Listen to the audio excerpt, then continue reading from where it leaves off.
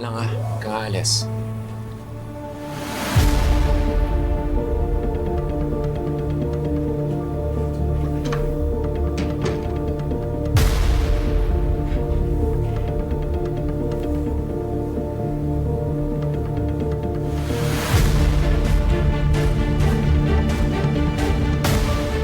May isa pa akong nabanggit ng nanay ninyo. Kamukha raw ng sasakyan na kasagasa sa Maglolo. Yung sasakyan niyang nawawala na ginamit na mga kidnapper niya. Eh, hindi pa rin doon nare-recover yung sasakyan. Posibleng ito rin ang ginamit ng suspect sa pagpatay sa mga biktima.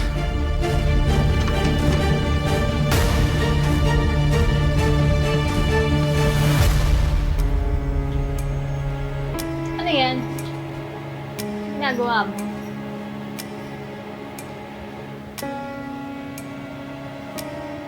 Ginto ka, ha?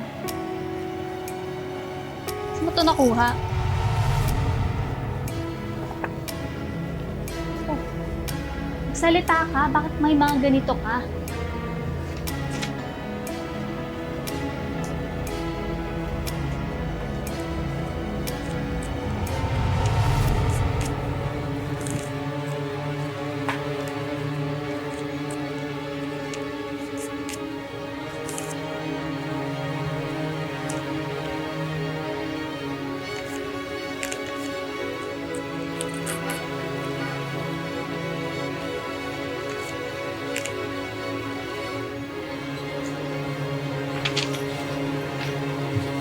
Huwag mo akong pinagloloko, ha?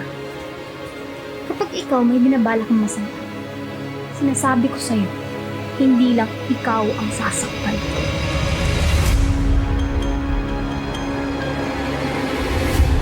Nakalimutan ko yung susi. Angel, ang ginagawa mo dito? Ginugulo mo na naman ba si Vanessa?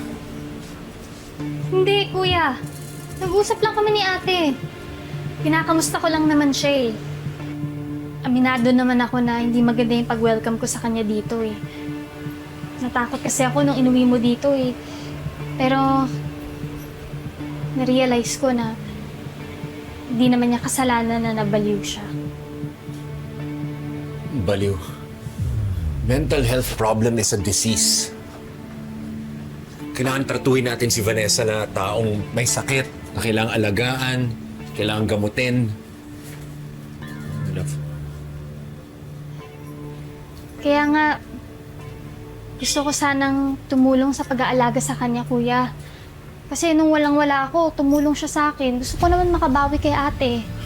It's not a good idea. Lalo siyang matrauma niyan. Alam ko naman na marami kaming pinag-awayan ni ate noon. Pero past na yon. Ang gusto ko lang talaga gumaling na siya. Love, okay lang ba sa'yo yun?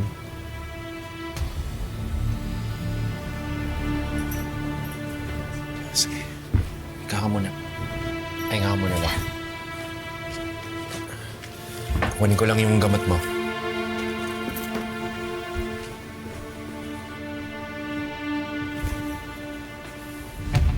Angel, hayaan mo muna si Vanessa magpahinga. Hindi ka na.